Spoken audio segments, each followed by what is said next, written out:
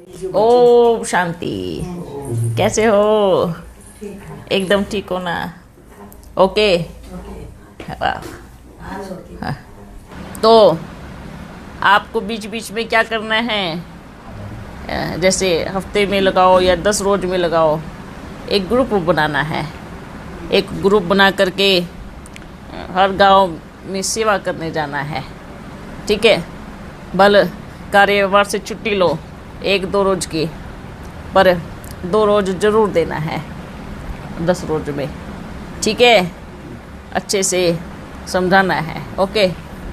और अगर आप रोज़ जा सकती हैं तो बोल कर आते रहो, लेकिन जैसे भी नया गांव होता है उसमें 5-7 बच्चों को लेके जाओ, अच्छा प्रभाव निकलता है। बल्कि किसी मंदिर में बैठ के ओम का उच्चारण करना शुरू करो, सब देख देख के आएंगे। सब जगह से बोल दो यहाँ आज सत्संग है। क्या है? अभी बच्चों को कराएंगे तो सत्संग ही बोलना है। क्या बोलना है? यहाँ पर सत्संग होने वाला है 7 दिन का, तो आप जरूर आना। आप अपने 7 दिन पूरा करना। ऐसा नहीं सोचना है 1 दिन हो गया, 1 ही बच्चा आया है, 2 बच्चा आया है, 3 बच्चा आया, ऐसा नहीं। आप अपने 7 रोज का बीज अवश्य डाल के आना। ठीक है? इसलिए तो बाबा क्या नारा लगाते हैं, भारत माता की। आप सभी कौन हो? भारत की माताएं हो। कितनी अच्छी सेवा कर सकते हो, कर सकते हो ना? कर सकते हो? हाँ, हिंदी समझ नहीं आता तो सबको सिखाओ, हिंदी भी सिखाओ, क्योंकि सतयुग में ये वाली कोई भाषा न चलने वाली नहीं है।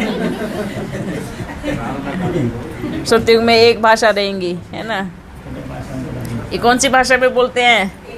तेलुगु नहीं चलेंगी सतयुग में। सतयुग में तेलुगु नहीं, ना गुजराती, ना मराठी, ना तेलुगु, ना उर्दू। कोई भी भाषा सतयुग में नहीं चलने वाली है। इसलिए सबको क्या सीखना है? वैसे तो यहाँ की हिंदी, लेकिन फिर भी हिंदी चलेंगी ये, लेकिन सतयुग की जो हिंदी होती है ना, वो तो बहुत अच्छी होती है ना? लेकिन यहाँ के हिसाब से सबको हिंदी ही सीखना है। दुनिया के हिसाब से हम हिंदुस्तान वासी कहते हैं ना, हम हिंदुस्तानी है।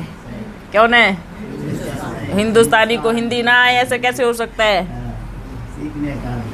है ना? क्या करना है? हिंदी सीखना है। सबका हिंदी क्लास लगाना है। जब भी आती है बच्चियाँ तो इनको हिंदी बोलना भी सिखाओ और समझना भी सिखाओ। ठीक है? इस क्लास के साथ ये भी रखना है। ठीक है?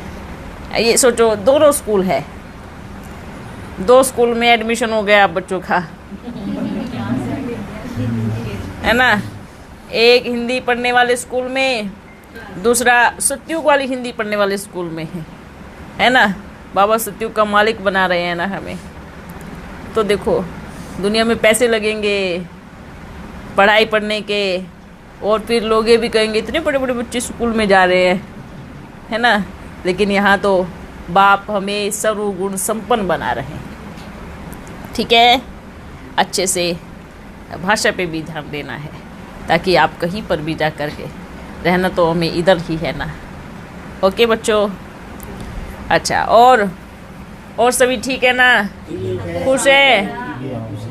जहाँ बाबा चलेगा वहाँ बाबा की वानर सेना चलेंगी, है ना? कौन है आज वानर सेना? राम ने इतनी बड़ी लंका पर विजय प्राप्त कर ली, किसके माध्यम से? वानर सेना। वही वानर सेना सतयुग में देवी देवताएं बनेंगी जाके। वानर ही बन गए थे ना आके, है ना? कहते हैं ना, विकार बंदर में 5 विकार बहुत होते हैं। तो भले सूरत जो है मनुष्य की है, लेकिन जो सीरत थी वो कैसी बन गई? वानर की बन गई, है ना? लेकिन बाबा ने फिर से पूरी वानर सेना को इकट्ठा कर लिया और इस पूरे विश्व पर जीत प्राप्त कर लेंगे। अर्थात जो रावण की लंका है वो जल के राख हो जाएंगी, है ना? तो इसलिए हमें क्या करना है? वर्तमान समय जो बाबा ने हमें कर्तव्य दिया है वो पूरा करना है। हमें क्या सोचना है, ये नहीं कि मैं इसको बाबा का पक्का बच्चा बना करके ही रहूँगा। एक के पीछे पड़ना नहीं है, ठीक है, क्योंकि एक के पीछे पड़ेंगे तो दूसरे वंचित रह जाएंगे। अपना कर्तव्य करते चलना है। कहते हैं ना, बाप की पहचान देना। जो सत्युग में आने वाले बच्चे हैं, ब्राह्मण कुल वाले बच्चे हैं, वही बाप को सही रीति पहचानेंगे, अच्छे से पहचानेंगे। किंतु जो उसके बाद आने वाली आत्माएं हैं वो ओम के माध्यम से ईश्वर को पहचानेंगे। ईश्वर को पहचानने की अलग अलग तरीके हैं। ऐसा नहीं सोचना है कि सारा संसार कहेगा मेरा बाबा आ गया, है ना। पहले उनको मालूम तो पड़े ओम के माध्यम से ही पूरे विश्व में बाप की प्रत्यक्षता होंगी। और ये राज बाबा ने पहले किसी को नहीं बताया। क्यों नहीं बताया? क्योंकि ये अंतिम समय का पाठ था, है ना। और कभी भी ड्रामा बारी बारी चलता है। अब आप कोई भी नाटक देखते हैं क्या, ऐसे थोड़ी होगा बीच का पहले दिखा देंगे या अंतिम का पहले ही दिखाएंगे। ड्रामा नंबर वार चलता है ना, ऐसे थोड़ी बच्चा पैदा हुआ और 10th क्लास में आ गया, 10वीं क्लास में हो सकता है ऐसा? पैदा होते ही बारी बारी बारी बारी आगे बढ़ता है ना। या बच्चा पैदा हुआ, शादी हो गई, उसको बच्चे भी हो गए, ऐसा कभी देखा? नहीं ना, नहीं हुआ। तो बाबा ड्रामा का राज पहले क्यों बताएंगा? कई बच्चे इसी कंफ्यूजन में बैठे हैं, बाबा ने पहले क्यों नहीं बताया। बाबा कहेंगे पहले क्यों बताएंगा, क्यों नहीं बता दिया, पहले क्यों नहीं बताया, ऐसे पूछता है। तो बाबा पहले क्यों बताएंगा? ये कहते हैं ना, ड्रामा के गर्भ में क्या क्या छुपा है वो कौन जानता है? शिव बाबा जानता है ना, है ना। बल बाबा ने क्या कहा, शरीर लिया है, पर ऐसा नहीं है कि अपन को उसने पूरे आने वाले समय का सब कुछ दिखाया। आपने तो पहले भी अपन ने कहा, जब पुराना शरीर छोड़ा, फरिश्ता बने, तब पूरे चक्र का राज मालूम हुआ अपन को। कभी बताया बाबा ने कि कल क्या होने वाला है? बाबा ने कहा विनाश होगा ना, अपन 2 घंटे पहले भी नहीं बताएंगा। क्यों नहीं बताएंगा? क्योंकि कर्म की छाया उन बच्चों को अपने आप बाप की गोदी में बिठा देंगे, है ना। जो हमारी सेवाएं हैं, जो बाप की याद है, जो सच्चा प्यार है, वो अपने आप बाबा की गोदी में बिठा देंगे।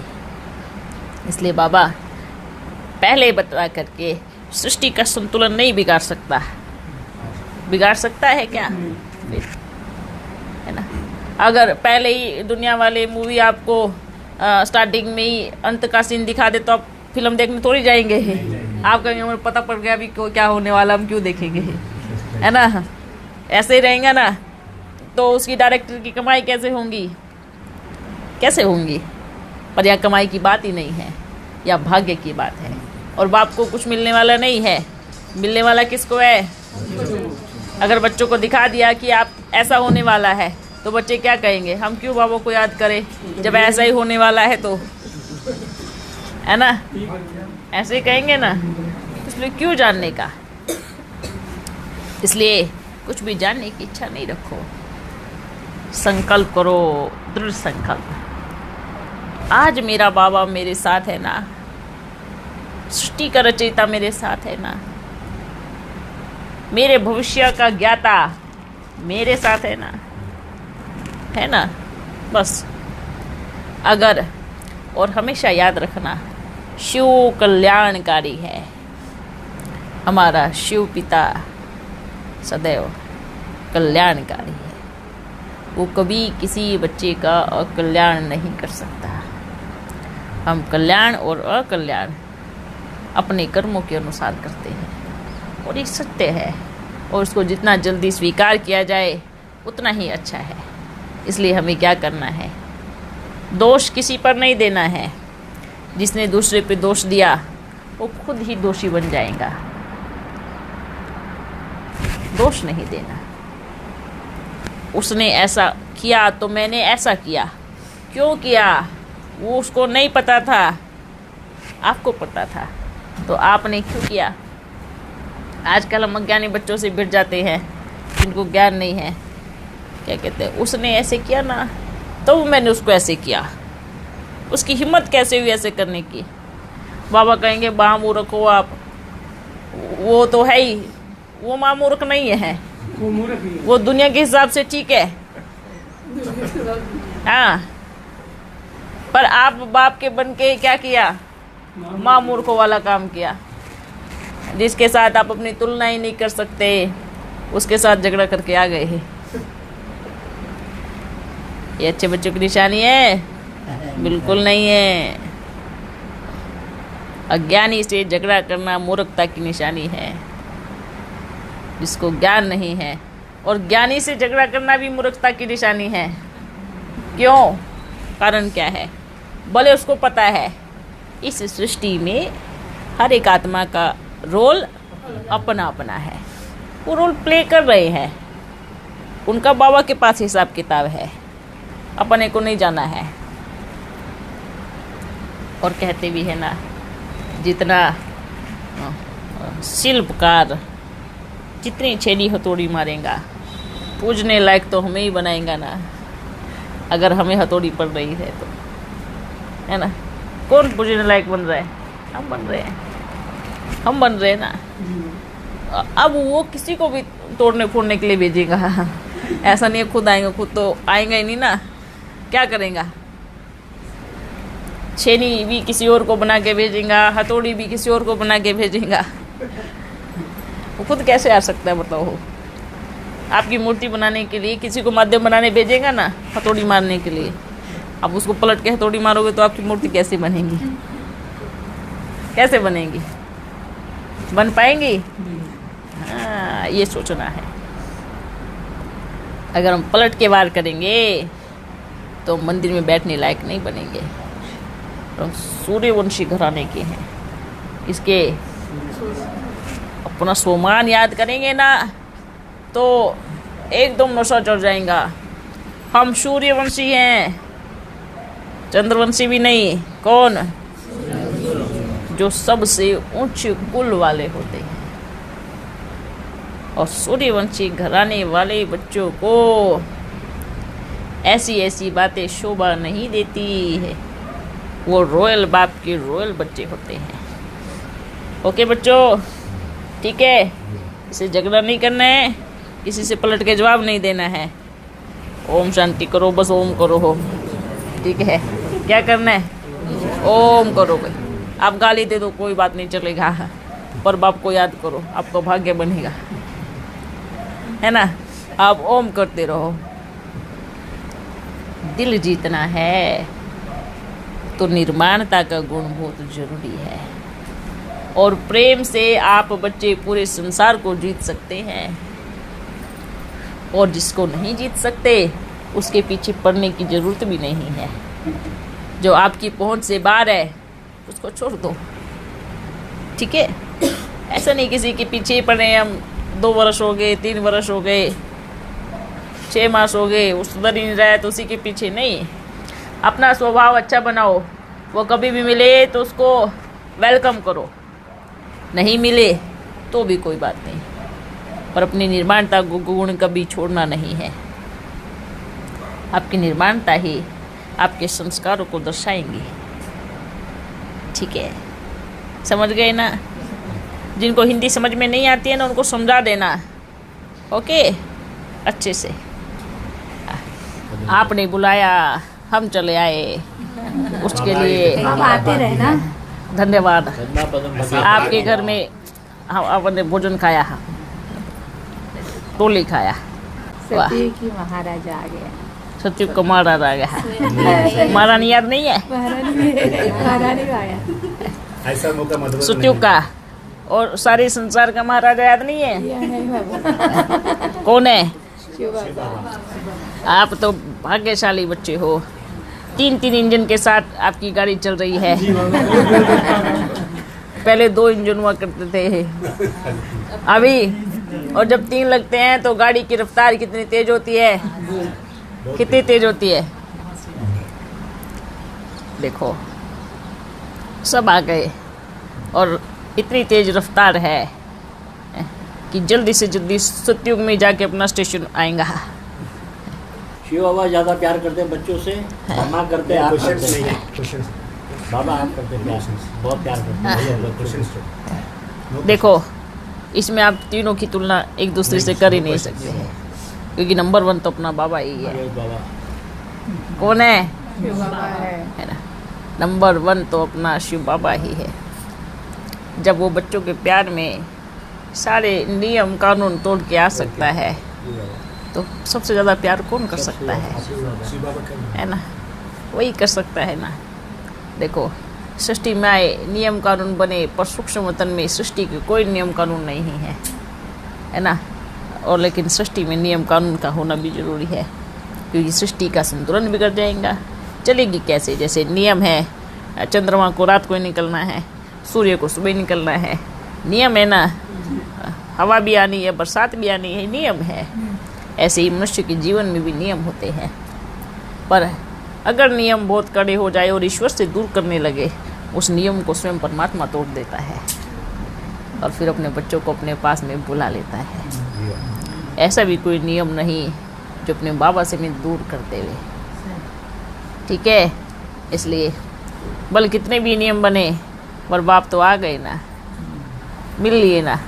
बाबा जब तक संगम युग है अपन सब मिलते रहेंगे और मिलन होता रहेगा। और आपको बतावे संगम युग भी पूरा होने वाला है ना। आप देखो, आप बच्चे बल इतने बैठे हो, अगर सृष्टि में आंखें दौड़ाएंगे ना तो हर एक तपस्वी अब गुफा से बाहर आएगा, कहेंगे अच्छा ओमकारा नारा लग गया, मतलब हमारा भगवान आ गया। हर तपस्वी अपनी तपस्या से उठेगा, अच्छा उनको गुंजन सुनाई देगी, अच्छा हमारे बाबा को प्रत्यक्ष होने का समय आ गया। वो बच्चे भी कितने वर्षों से बैठे हैं, कहते हैं ना जंगल खाली हो गए, नहीं अभी भी बैठे हैं ऐसे बच्चे जो बाप को याद कर रहे हैं और उस गुंजन की धुन सुनने के लिए तरस रहे हैं, ठीक है। अगर एक बच्चा 10 बच्चों को ओम ध्वनि कराएगा तो कितने बच्चे हो जाएंगे, है ना। ओके 10 बच्चे रोज नए होने चाहिए कि वो पुराने भी हो सकते हैं? अगर कभी नहीं मिले तो पुराने को भी करा दो। अगर ऐसा भी नहीं है कि पुरानों के पीछे लगे और नए को देखो ही नहीं। आप कितनी जगह जाते हो दिन में, सब्जी लेने जाते हो, दूध वाला भी आता होगा, है ना।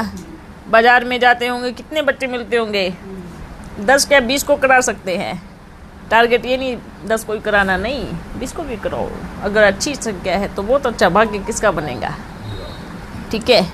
उनको साथ साथ संकल्प ये कराओ, आप रोज करो और आपको ईश्वर की प्राप्ति होगी। स्वयं ईश्वर आपके आकर के आपसे मिलेगा। हिसाब नहीं लगाओ ना, भगवान को याद करने के लिए क्या हिसाब लगाना है, बिना हिसाब के याद करो, चलते फिरते याद करो, कर्म करते याद करो, बैठ के हिसाब नहीं लगाओ। चलते फिरते का हिसाब हाँ, बैठ के काम चलते फिरते का हिसाब लगाओ। और हिसाब लगाने की जरूरत ही नहीं है ना। देखो आपको सिर्फ करना है, हिसाब किताब करने वाला वो बैठा है, तो आपको हिसाब नहीं लगाना चाहिए। आपका बस याद बाप की रहे, हिसाब बाप लगाता रहेगा। इसलिए सब अपना अपना ध्यान रखो, हिसाब बाप लगाएगा। बाबा ने क्या कैसे कहते हैं ना, दधीची ऋषि है ना। दधीची ऋषि कौन था, जो भोलेनाथ का परम भक्त था, है ना। कहते हैं भोलेनाथ ने उसको एक वरदान दिया, क्या,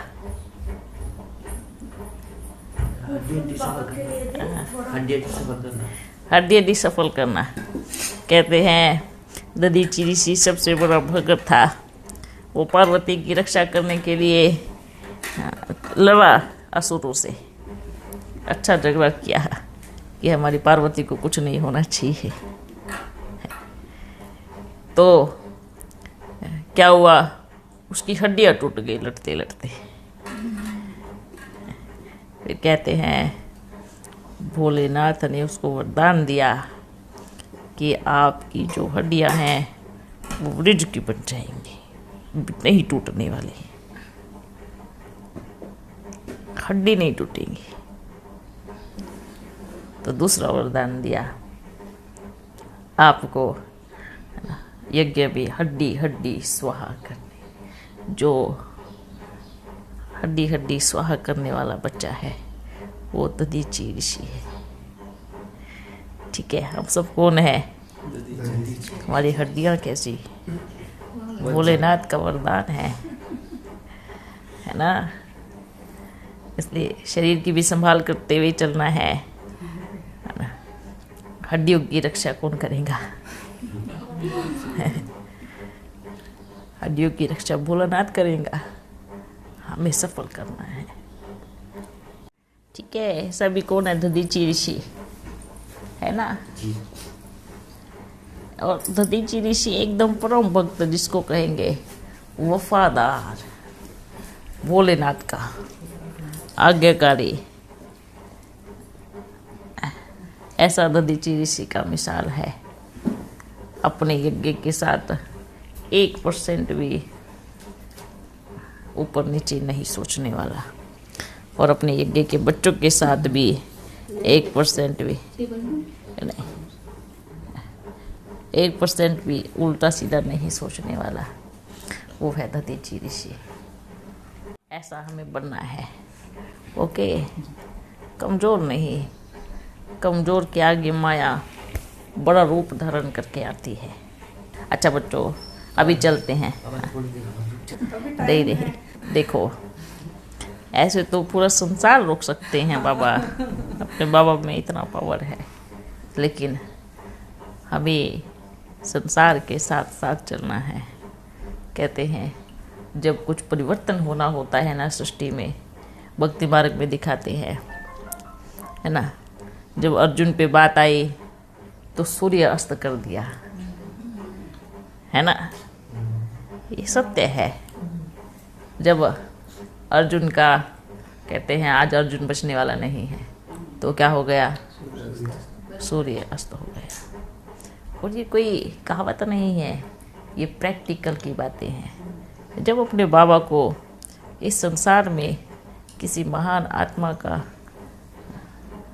रक्षा करना है तो वो सूर्य तो क्या है, पृथ्वी बदल देता है, सृष्टि परिवर्तन कर देता है। तो सोचो कितनी पावर अपने बाबा में।